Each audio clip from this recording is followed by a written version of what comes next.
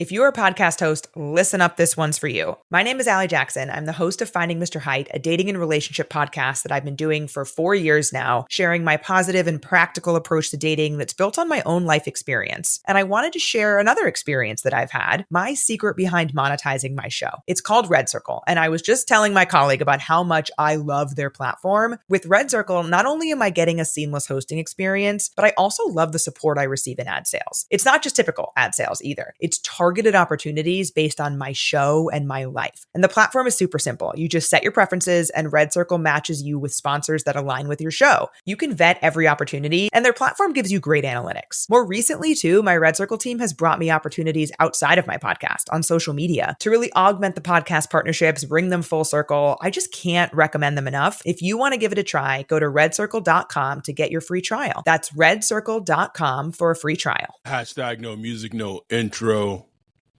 We are back again.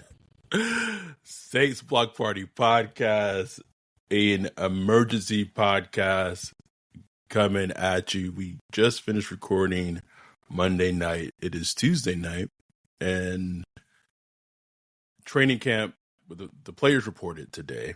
First practice will be tomorrow. We'll get our first news updates from Saints' first practice tomorrow, but we got to start with this. It's an emergency podcast. We are live streaming this to YouTube. So if you are watching this on YouTube, please like and subscribe. But I wore this shirt for a reason, Wolf. You can't see it. It's backwards, so you can't see it. But I know what it is, though. I know what it is. It's tried and true. Every always time. Never fails, bro. Never fails. Never fails. News comes out today. It was like 10 minutes before Mickey Loomis did like the introductory like opening of training camp. Adam Schefter breaks it. Tyrann Mathieu, Saints safety, LSU legend, just a Louisiana legend, retired. Tired from the Saints. Boom. Boom. We just in the Discord. We just had a good day. Boom.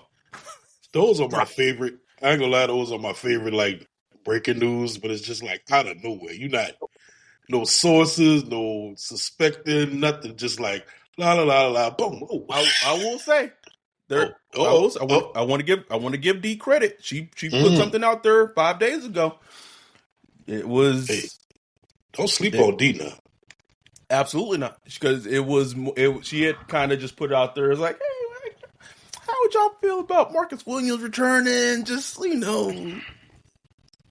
testing the waters. Hashtag D new, bro. D new. Giovanni Martinez asked, so tomorrow is the first day of actual practice. Yes, tomorrow is the first day of actual practice. And so Mickey Loomis has his press. She talks about it. Since she talks about while it was unexpected, it seems like the team they got word of it like pretty recently, like in the last couple of days. Right. And your first thought when you saw this news. So shout out to Michael Morgan with the $1.99 super chat. This is definitely a rebuilding team. Yep. I did like a thing. I'm trying to do this thing more often where like in our live streams as a YouTuber, you can like set goals for like super chat. So I put like a 10 goal of to get hit 10 goals. 10 smackers. So we got 9 more. Appreciate you, Michael.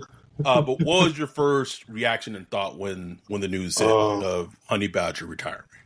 I mean, I was surprised. I wouldn't say shocked. Like, just, for any player, when you get to that level of your career, it's like, anytime you could expect it. You know what I'm saying? So I wouldn't call it shock, but it was surprised. The timing was surprising. You would have expected this to happen early in the season, but look, he at that point in his career where he earned the right to just kind of feel it out, man. Who knows what he was thinking, but he probably went outside, felt that New Orleans heat. Like, man, I got to go out there, another training camp, learn a new scheme. We ain't winning no Super Bowl this year. I took a pay cut already. A very substantial pay cut. Substantial pay cut. I'm like, you know what, bro? I'm about to hang it up, man. I'm about to just hang it up, man. Call it a career. So, props to him, bro. Like, I'm proud of him. Watched him. Like, I'm not an LSU fan, but like I said before, like, if I do watch college football, it's to watch, like, certain players that excite me. And he was one of them players back in the day. Elite, bro. LSU playing, like, let me just put this on. Let me see what Honey Badger doing, because he going to do something. Something, Patrick Peterson and all that. Man, I got to watch it. So, and all he went through at LSU, all the troubles and looking like, man, are you going to make it to the NFL? You just getting caught up in all the BS in New Orleans and with, wrong crowds and all that. Shook all that off, made it to the league, completely transformed. Like this identity became like a huge role model for a lot of young black boys coming up. That grew up in situations like him, coming out the hood, all that stuff. Very well-known family in New Orleans. And I'm just proud of him for just making it through. And then, going towards the end of his career, coming back home to New Orleans and becoming a Saint and having some good seasons with us.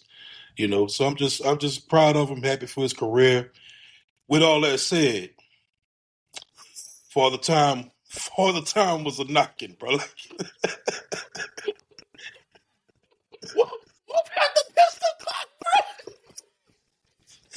With all that said, brother, much love to him, but Father Time was knocking, and it's a youth movement, baby. We trying to get younger.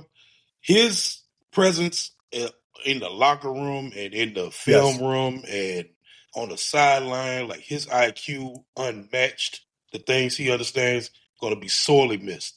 Yes. But like physically, you could just tell he wasn't what he used to be. He was slowing down.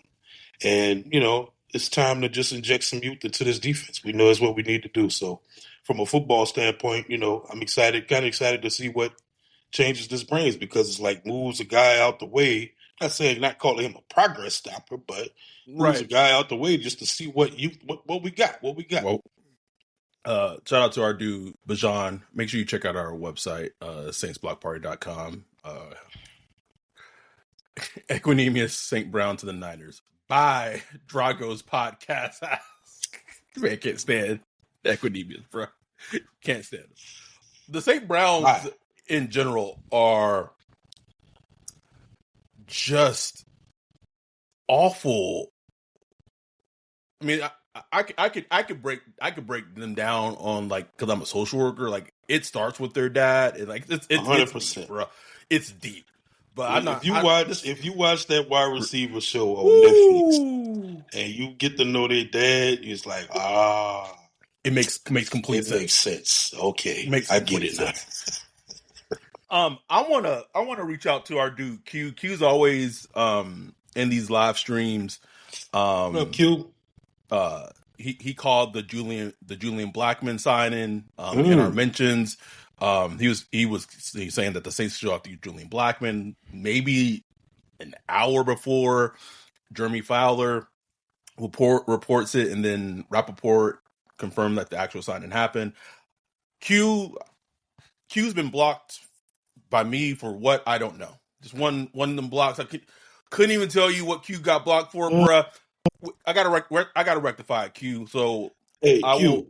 SaintsBlockParty.com/ Nope. Don't even need to, no, Wolf. Q been in the trenches. Q been in these live streams. I will do a live unblocking on the podcast. I will look in my phone, go in, find where he is, and unblock his account. Q, you gotta understand, this don't happen. Like, this does not happen. It doesn't, bro. Privileged. Because listen, the way I see it, bro, if I can't remember why I truly blocked you, and two, if you in here rocking with us and supporting us and just being a good dude, listen, bro. Like at some point, by God's, but if I can distinctly remember why I fucking blocked you, like I'd be like, Oh yeah, like no shot, no shot, bro, no shot. So Q will get a live unblocking on the plot. Anyhow, just to your point,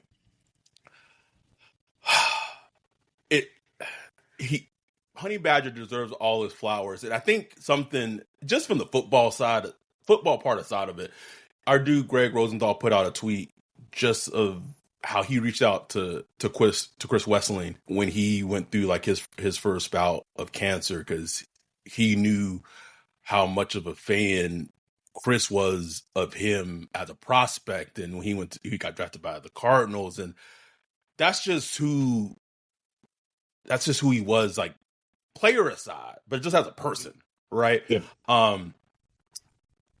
DA comes in, he signs him. One, because they needed a safety, and two, LSU, those ties always help in terms of fanfare and what have you. Oh yeah. But I really, to your point, like you said, Father Time, it creeps up. The things in the run game, it was getting murky, bro. It was getting murky.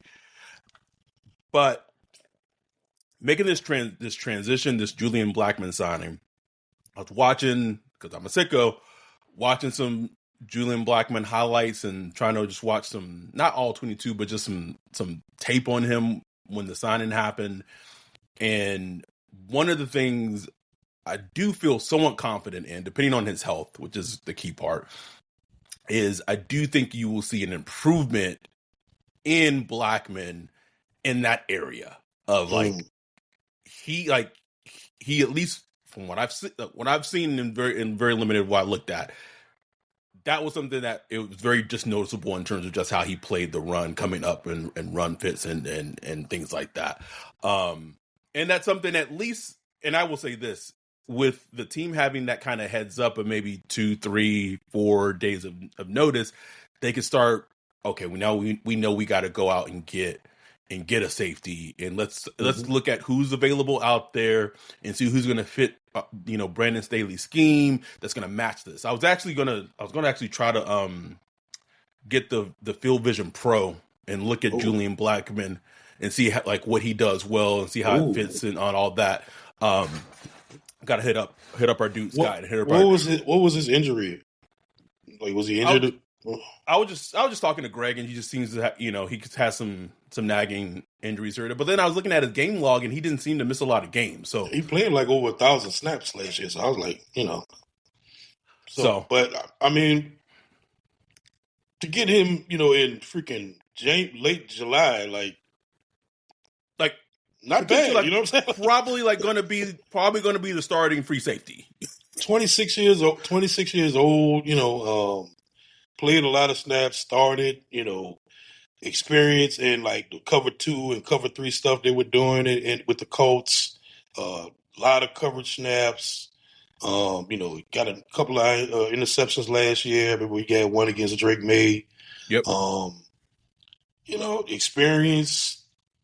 I was PFF. I know it's PFF. I don't take it to like the grave and like swear by it, but when you're not grinding the tape of a guy, you got to just reference something. So I was looking at him, very positive coverage grades, from PFF, very positive coverage grades. Doesn't miss a lot of tackles. Hey man, like for when you got to rush out and just grab a safety off the street, like, hey, Julian Blackmon. It ain't bad, bro. You know what I'm saying? It's not.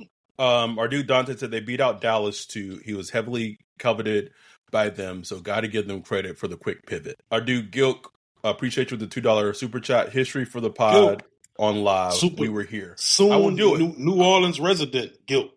I will do it. Wayne, $1 super chat. Appreciate you, Wayne. Michael with another $1.99 super chat. Will Foskey get cut?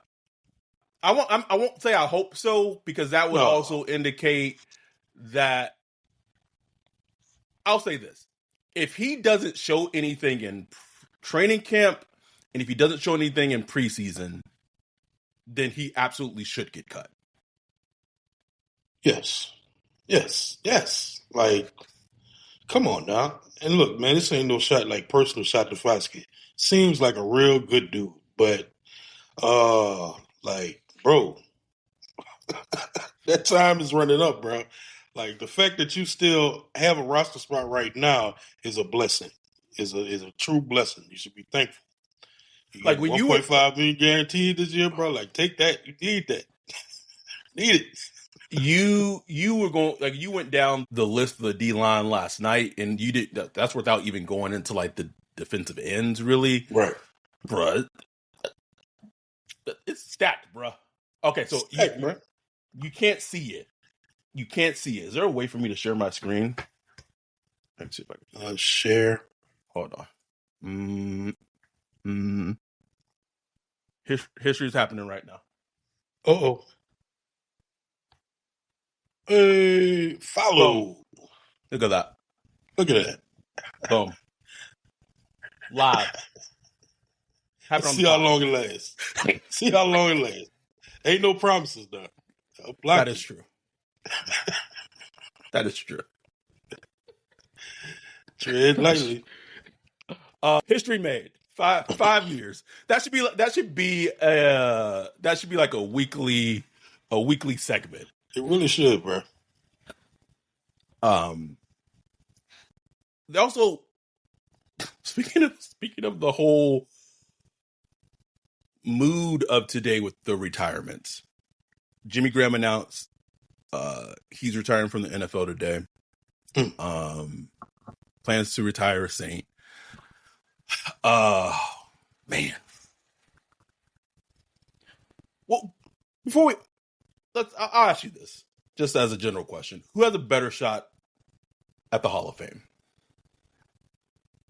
Honey Badger or Jimmy Graham? Oh, it's Honey Badger for sure.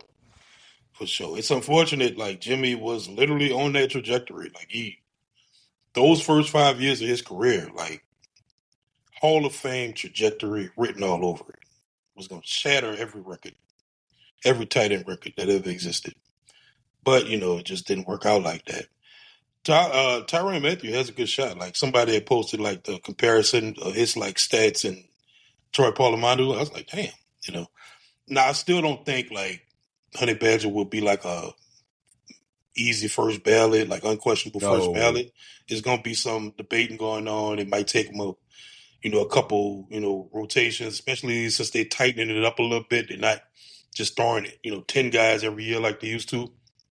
So it might be a little tough, but got like 3 All-Pros, 3 first-team All-Pros, a second-team All-Pro. He got like, interceptions, the plays. He got the off-the-field, good dude stuff, leadership, got the championship ring. Like he got the resume for it. It's just there's been a lot of good safeties in the league, over the years. So like when I saw that, I guess the thing I saw is like, and it's the thing with stats and it's stats. So you don't get everything from it, It's like Troy Polamalu, like there was an eye test that like, oh yeah, he was clearly a Hall of Fame safety, like clearly. Oh yeah. And I don't want to take anything away from like Tyrann as a player, but I could see potentially why like he, and I have no idea if he's going to get in or not. But if he didn't get in, I could potentially understand why he wouldn't get in, if that makes any sense. Right. And I think if they did have a knock on him, he did like switch a lot of teams. He had a couple of years where he was injured. So there's some things you could try to knock on him, but like there were like consistently a couple of years, good 4 or 5 years where he was, one of the top 3 or 4 safeties in the league. And honestly, just to get in the Hall of Fame, you got to be one of the better or best players at your position. For at least a stretch of time. Championships help. Some of the other stuff helps. So I think he will get in. I just don't think it's like a shoe in. You know what I'm saying? It's gonna be like a debate. Jimmy, on the other hand, it's just not gonna happen. You know what I'm saying? Like he gonna get the Saints Hall of Fame. He gonna make it to the Ring of Honor and all that. But Pro Football Hall of Fame, nah, bro. But you can't tell me nothing. You can tell me about Jimmy, bro. Like though, having Jimmy we never had a playmaker like that. When we got him, I remember the first when we drafted him, and draft countdown, the Saints report days, and we're like, man, look at this tight end out of Miami. You just look at the highlights. All he had was like 15 catches at Miami. He barely did anything, but it was like, ooh. And I remember Sean Payton saying, like he got the steal of the draft. And, people were like, he was like, is he development? Like, you think he's going to take a couple years? And Sean Payton was like, nah, he playing this year. Like, and I remember like the first little highlight to come out of training camp where he was going over to Miller and he jumped up to the air, catch a big deep ball from Drew. We like, ooh, woo.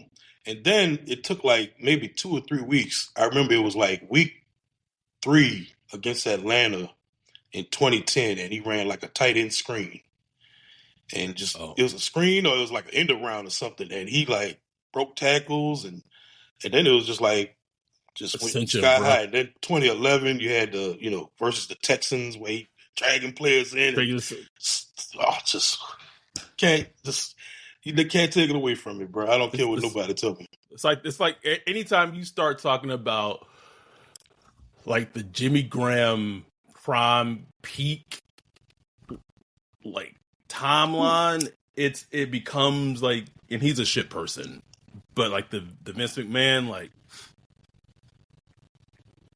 just a gift where you get a little choked up a little. You just every time, bro, every time, because he was a dog, and the Saints just never had a.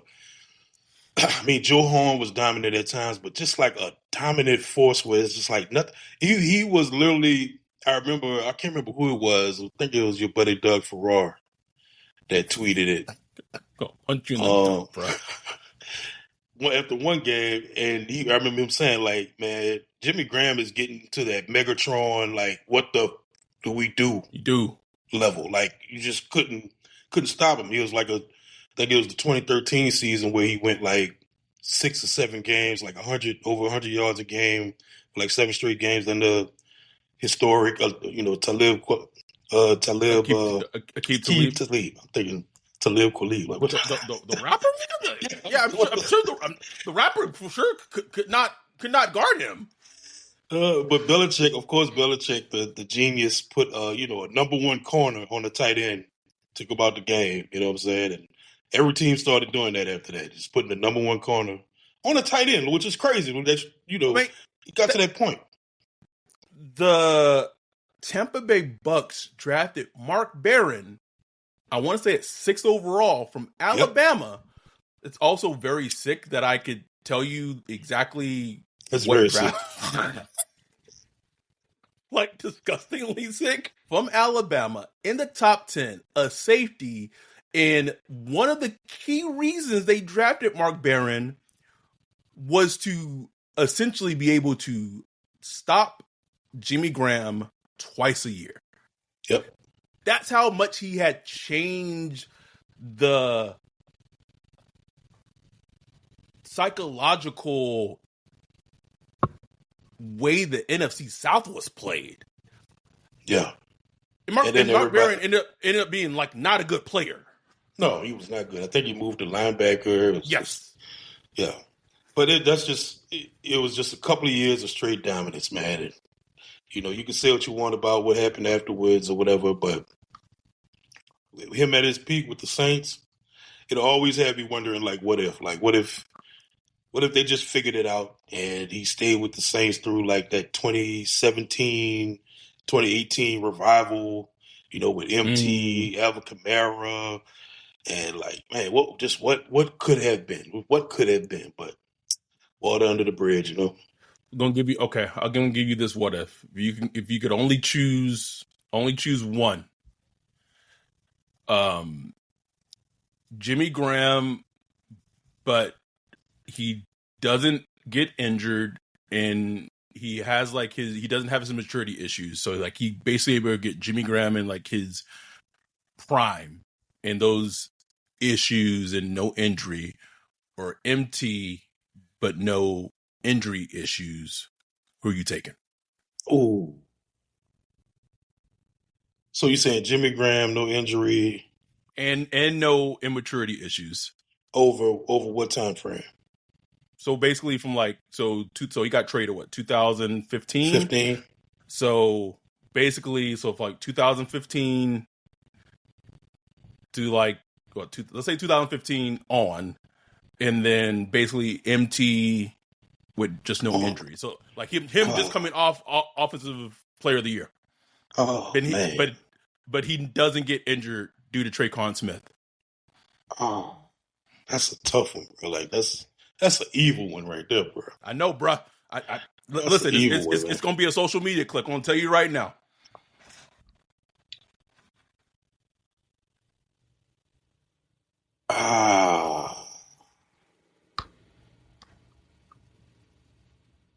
I think I'm going to go Jimmy. It's Jimmy Graham Day. I'm going to go Jimmy. But ask me tomorrow, you probably get a different answer, honestly. Because that 2020 season, when Mike got injured, I know it was a breeze last season.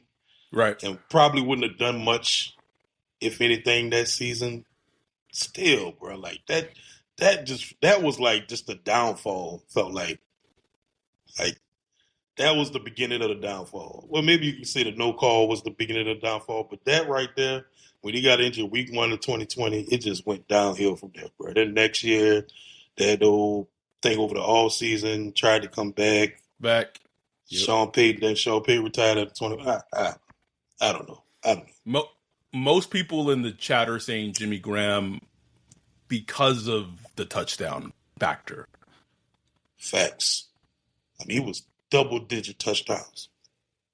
Even his down year, quote-unquote down years where he's alligator arms Jimmy or whatever, he was still getting them touchdowns, bro. The fade was unstoppable. Just literally throw it up into the corner and there's nothing you could do. Nothing. Bajan said pass.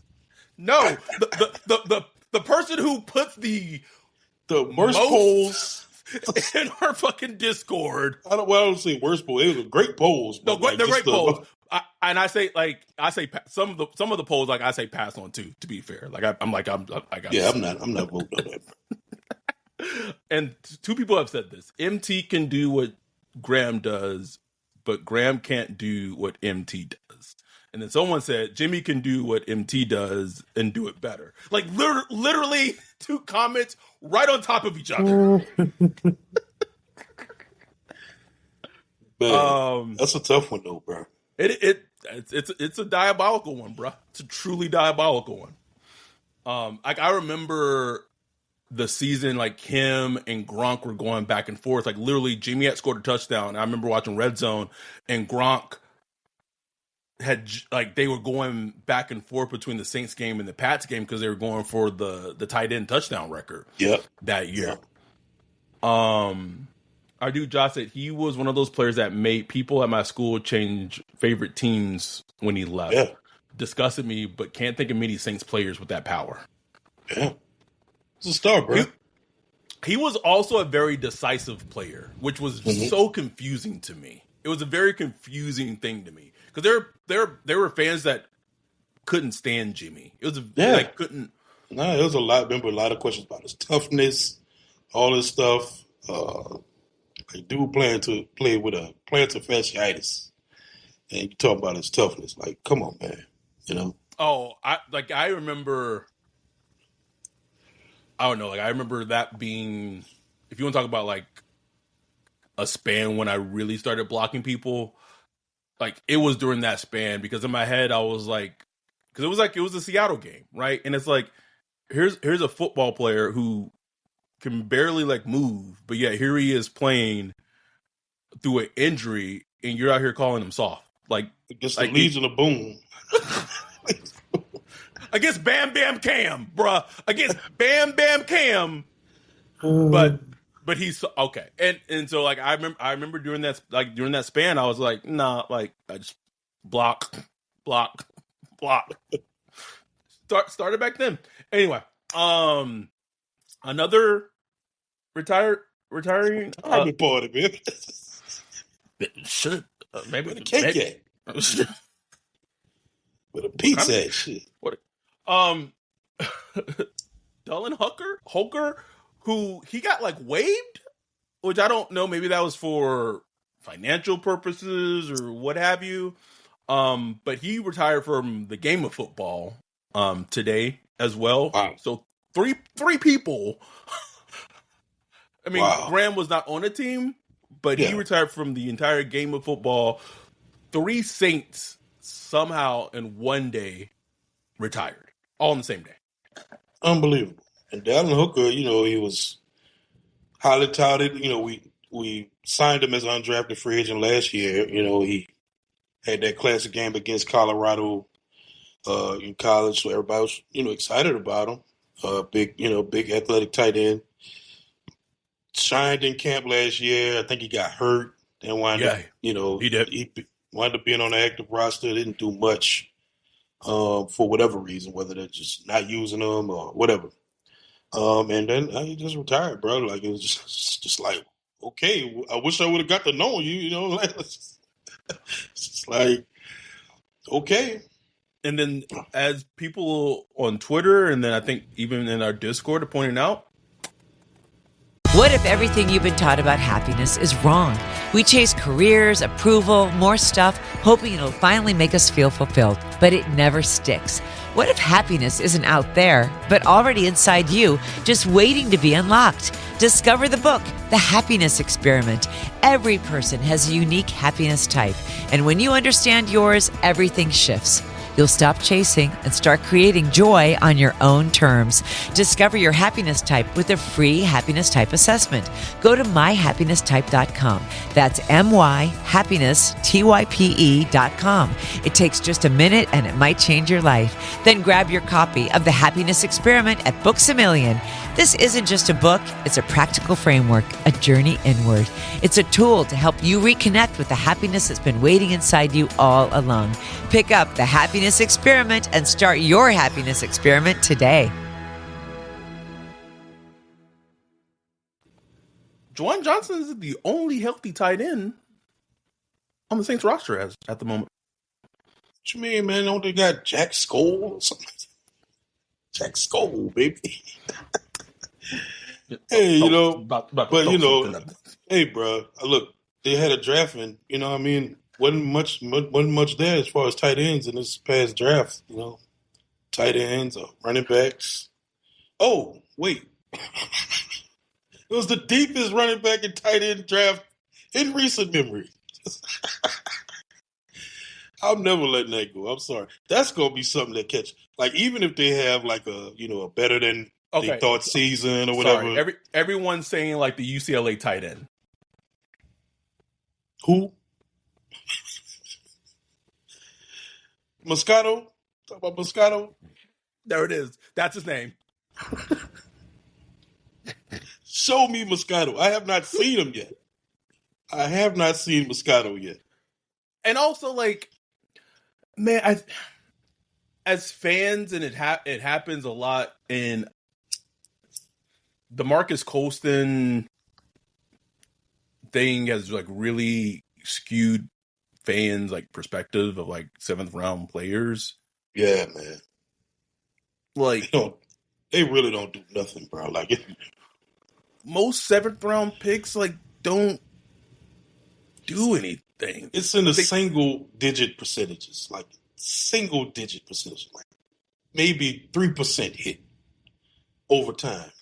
It's and maybe even that's a stretch. Like, they just don't, you know what I'm saying? So there's nothing you can ever depend on. Like someone in the chat, the Rook said, turning him to a red zone monster. Like, yeah, yes. In hindsight, yeah, he's 6'7", 6'8". You would think that would be a very functional thing for him to do, but like, I think the Eagles drafted, who was it, Johnny Wilson or something that was like super tall also recently. Sometimes I think you could be too tall. Like it's just your knees getting. Every defender is like going for your knees because it's like, I'm not about to hit you at your body. I'm going straight. I'm going straight for your lower body because I ain't got no choice. Like, maybe the Saints bring in Noah Fant potentially. Please do it. Potentially. Got all this money. Why not? I appreciate you with the $1.99 super chat. He said the Kendra Miller retirement gonna be peak content, bruh.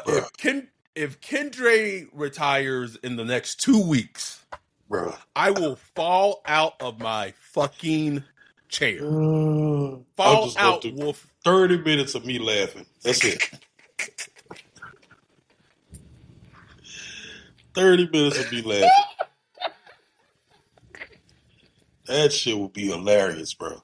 I was waiting to hear his name on the pup today. I was like, I was only 2 players on PUP. That's Taysom and that's Foster Moreau, which is a good list. That's a very short list. We have 51 concurrent viewers on right now. About 150 views. People got the football juices are flowing. Mickey Loomis and Kellen Moore spoke to the media today on the day of training camp opening. Anything Jack Hunter said, Kendre Miller going to get cut and sign with Kansas City and be an All-Pro. I'll believe it when I see it. Anything that caught your ear, your eye as you listened to those pressers? With Mickey, come on, man. You're not gonna get much out of Mickey. It did sound like he's been forced to kind of see that, like, okay, yeah, we're a resetting, rebuilding team. Like he won't say it. He'll never just come out and say it like, no, but you could tell that he's just been forced to get to the point where, like, this is where we are. This is the reality of the situation, that we are a rebuilding team right now. And I couldn't help but come away feeling like that. And the word he used was reset. Reset. Yeah. He didn't even want to use rebuild or whatever. He said reset. Something that was interesting to me. Can I say this? I think I can. Maybe I don't even know. He made it. It was about the quarterback decision of like who's going to start, right? And he was saying like that's a coach's decision, right? And what have you. When Derek Carr got injured last season, before the team, like, I guess, decided who they were going to send out to be the starter when Derek Carr was injured, they had to have final approval from Mickey. So can we stop with, and maybe that's going to be like viewed as like, oh, I have no idea what just happened. This is live podcasting. I apologize. But what I was saying was that can we stop with, and maybe like the comeback would be, well, that was when we had like an interim head coach, whatever. But can we just stop with this whole notion of like he doesn't have input of potentially who? Now, it may be Kellen's final decision in terms of who's going to be quarterback one, but I can say unequivocally, I know that whoever the quarterback was starting when Derek was injured, that was not. I don't even know who the interim. I'm blanking on the interim's name. That was not Rizzi's decision. Like, it had to get like final approval. You know, when you do like if you're in a car negotiation and they going back and forth and they got to go to like the man, like, so like finance manager. Yes. Like that caught my ear. That's all. Yeah, man. We know how it's going to go. Like, not that, he's going to tell Kellen who's going to be started, nothing like that. But even Kellen said, like, it's going to be, a decision amongst the coaches and management. You know what I'm saying? Like, and management is going to be a part of it. They're going to be a part of it. It's just a fact. Which is weird because Mickey Loomis is not a football savant whatsoever. Like, he should not have really any input. Like, it should be, okay, I bet whatever you want to do, coach, I'm backing you, and just let me know what you need so I can make sure whatever resources you need to be successful are available. That should be the only involvement Mickey Loomis should have. That's it. But Jack said, talk about Mickey Loomis in the podcast when it's reset. Interesting. I know. Interesting. Huh. Shit, like the poltergeist just shit got turned off. Shit. He said, pull the plug. But Kellen's presser was a little more interesting. Starting to figure out how to read him a little better. It did sound like to me that they're putting a lot like that Chargers game is going to be important for the quarterback battle. Huge. Because he said multiple times about, how they're going to kind of flip-flop each day as far as like the quarterbacks and the reps and stuff like that. In the build-up to that Chargers game, then however they're going to do that Chargers game, I don't know if they're going to split it by quarters or whatever. I don't know.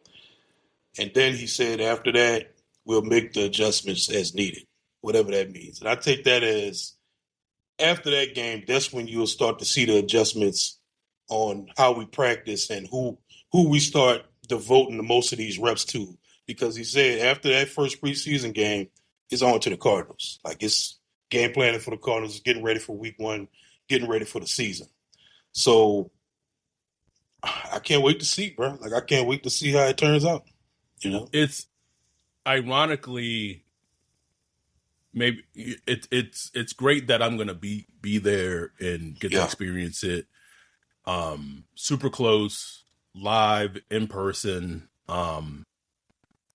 and get to experience it with and truly see how like not just Rattler, not just Shuck, but just see how the team plays in general. All that. So little Ray said they want to get younger because if they going older, they would have signed Justin Simmons, and just maybe that, and also, Justin Simmons also plays more strong. Well, I don't. I mean, maybe Brandon Staley felt that Julian Blackmon was a better complement and fit his defense more than Justin Simmons did too. Like that's also something to consider.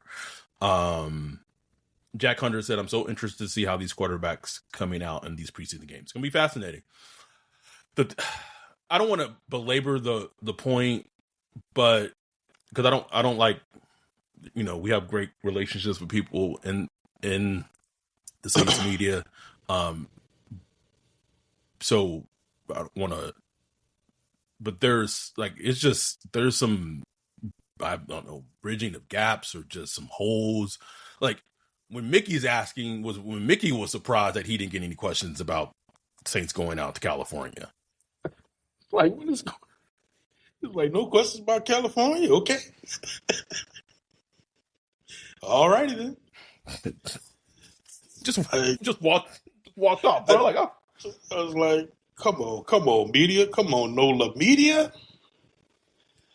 I'm just saying, y'all, like, anybody that's listening, y'all represent the fans. You know what I'm saying? Y'all represent the fans. So, y'all, a lot of times, y'all the only voice we have as fans. You know what I'm saying? I'm not saying go up there and complain about stuff like you're a fan of them, but there are questions that, a lot of fans have, you know what I'm saying? And just try to get that out there, I know some of y'all try, shout out to Cat, Captain Terrell, but try to get that out there. Like, why aren't fans being allowed in practice in California? Why isn't there at least one day? One day to invite some fans out there. They're out here like a week and a half, bro. That's what I'm saying. Like, can we get a day or two? Why? Like, give me the reason. That's all I'm saying. Like, give me the reason. Make me understand the reason, and don't gaslight me about the logistics and the NFL rules and the this and the that, and the blah blah blah, and the it's not set up for it, and this and that. Don't give me none of that. Give me a legit reason so I can understand and be like, oh, okay, I understand your perspective. Because I'm a reasonable guy. Simple as that. Simple as that, bro. Our dude Gilk said at least ask why it was done before, but not now. Because I was out there in 2017. Yeah. I've been out at numerous practices. Now, they could say, they were here. There could be numerous reasons as to why they get. We just wondering, like, the question being asked. Someone, Little Ray said, I think they will sign Asante Samuel Jr. tomorrow. maybe. Like I'm sure for him too, as a player, like I'm sure he wants to be with the team before camp really gets like underway. So I'm sure whatever team he decides, and obviously if as long as his medicals are clear, I'm sure whatever decision he wants to make, the sooner the better for him, so he can get with the team and get on with training camp. Q said, I'll keep y'all updated on practice tomorrow. I will be out there. Q, man, get a neck fan. Take plenty of water. Stay hydrated, brother. My goodness. For real. I'm trying to think, Kellen's presser, he talked a lot about the offensive line and them playing as a unit. Just that starting five combination of, he said, learning the unspoken language or whatever, the unspoken communication, playing with each other. I just thought that was really just interesting from his perspective. Man, what was so interesting to me was like the last thing he said, and it made me really realize it was like, man, they might not be good, but at least I feel like they might have the right guy in place. Just talking about teaching like it was about the comment he talking about the fundamentals and teaching the offensive players how to tackle and defensive players how to like carry the football. Just like, if you get it like an interception, you picking up a fumble, like you need to know how to carry the football. Just like if you were running the ball like AK, or if you're an offensive player, like you need to know how to tackle. Just like if you're DeMario, or like if there's there's a turnover situation, because like you have to know those fundamentals. Because when the Zach Bond, right? We were there at the Texans game, Zach.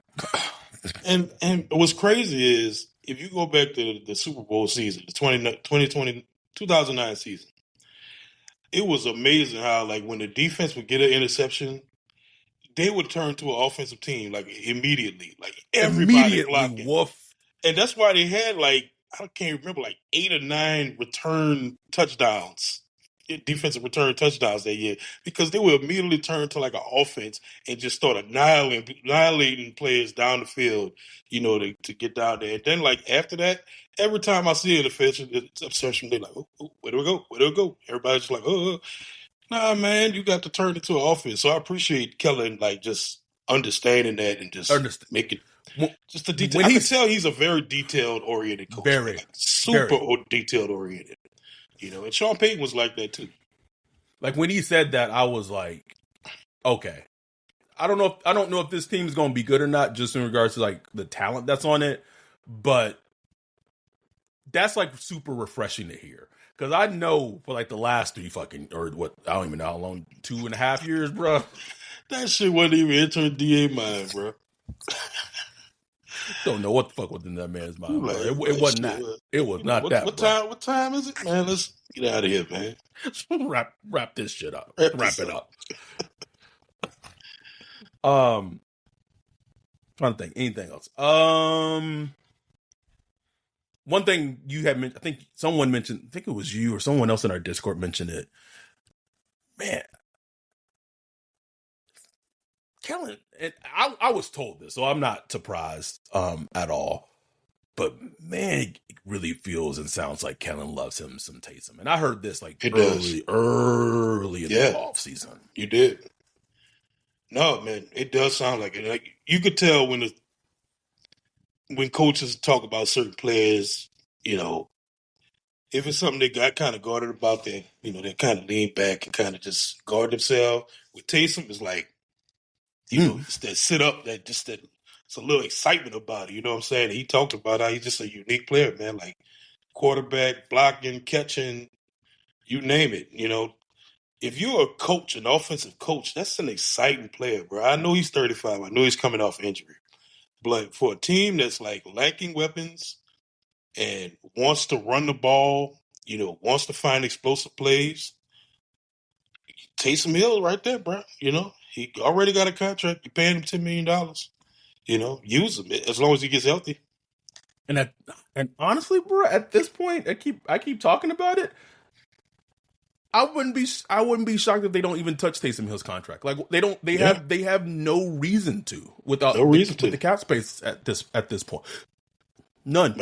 Right now it's just all about health, and I don't know, but I don't know if anybody that knows where he's at. He looks fine, like just walking, but he looked super fine, like walking into like the video of the players arriving. Yeah. Yeah. So we'll see. I'm trying to think. Anything else from today's flurry? Flurries. So I will say this: we probably won't be back and record tomorrow after day one of practice. We'll probably come back Thursday night and recap day one of practice. Watch and see. Some shit gonna happen. We just gonna have to record. I already know that Kendra Miller retire notification. Can we get a Saints block party prayer? Even if you're not a believer in that prayer, reach out to the spirits, whatever. Let's just have a healthy training camp. Just please. What's your health? I know there gonna be some nicks and twisters of the ankles and stuff like that, but just please, no ACLs, no surgeries, no season-ending injuries. Let's just please have that. Give this team a chance with the little talent they do have. We don't need to be losing more. Please. Don't need it. Don't need it. They need all the help, all the help they can get. All the help they can get. They can't risk nobody, man. We didn't talk about him with the Tyrann retirement. We kind of focused on Julian Blackmon, but I did Julian or Julian? Oh, Julian. My bad. That's okay. Me. My bad. Okay. But this also opens more opportunity for their draft pick, Giannis Sanker, who they drafted. It's like you said, man. It's a youth movement as we kind of get close to just wrapping up this episode, and it's a player that when I watched him, he definitely just flashed all over the field when you put his tape on, and it's a young secondary. Regardless of if they add Asante Samuel Jr. or not, regardless, it's a young secondary. Nothing's more exciting, and this is what I mean when I always talk about even if the Saints aren't winning a ton, just be fun. There's nothing more exciting than when you get some rookies and they just playing above their head. It's hell yeah! You remember Kenny Vaccaro when he came on the scene, Marcus Williams when he started, AK, and Marshawn Lattimore, Brandon Cooks when he first. All those guys, when you got rookies that come in, especially late rounders, and they come in and they give you starter snaps and quality snaps. Man, that's exciting, man. It's so exciting. Super. So, and they drafted 9 players, Ryan. They drafted 9 players, bro. Give me some excitement from some of them, bro. Some of them, man. What if what's his name for Lil? Oh, 7th rounder. 7th rounder. Can we get Foskey out of here for Lil? Get him out of here. Get that nigga up here. You ain't gotta do much. Just get a half a sack in the preseason and you outdo Foskey. You have already done what Foskey's done his whole career. A half a sack. Not even a whole one. Give me that for deal. Get him out of here. I bet he do it, bro. I bet he do it. I bet he do it. Anyhow, that was it. We wanted to come and they said, bite him. Bite. Anyhow, we just wanted to come and do this emergency podcast, talk about the mass retirements from today with Tyrann Mathieu, Jimmy Graham, and Dylan Hooker. It was hi Bree. Fun episode.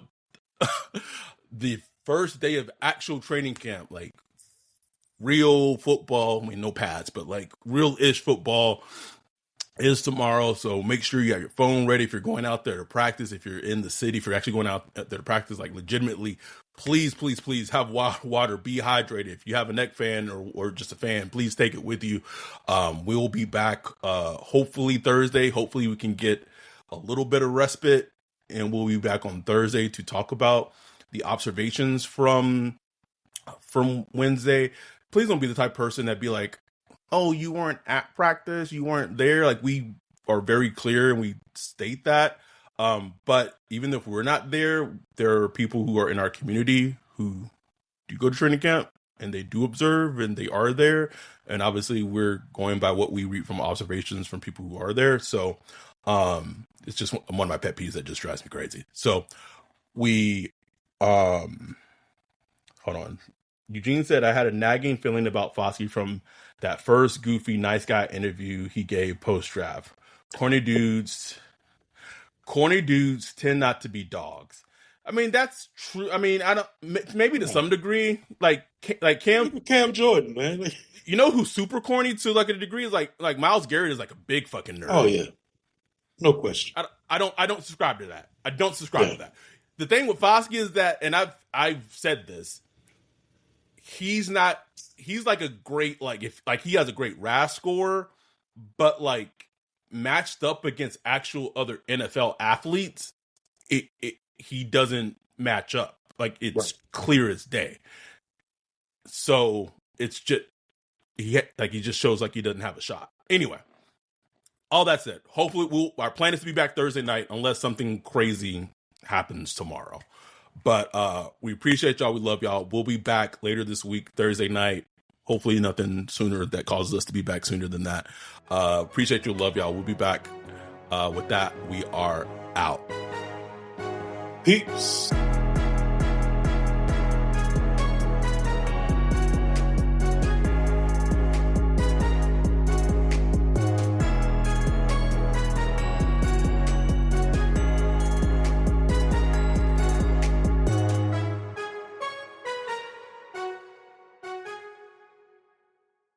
If you're a podcast host, listen up, this one's for you. My name is Allie Jackson. I'm the host of Finding Mr. Height, a dating and relationship podcast that I've been doing for 4 years now, sharing my positive and practical approach to dating that's built on my own life experience. And I wanted to share another experience that I've had, my secret behind monetizing my show. It's called Red Circle, and I was just telling my colleague about how much I love their platform. With Red Circle, not only am I getting a seamless hosting experience, but I also love the support I receive in ad sales. It's not just typical ad sales either. It's targeted opportunities based on my show and my life. And the platform is super simple. You just set your preferences and Red Circle matches you with sponsors that align with your show. You can vet every opportunity and their platform gives you great analytics. More recently too, my Red Circle team has brought me opportunities outside of my podcast on social media to really augment the podcast partnerships, bring them full circle. I just can't recommend them enough. If you want to give it a try, go to redcircle.com to get your free trial. That's redcircle.com for a free trial.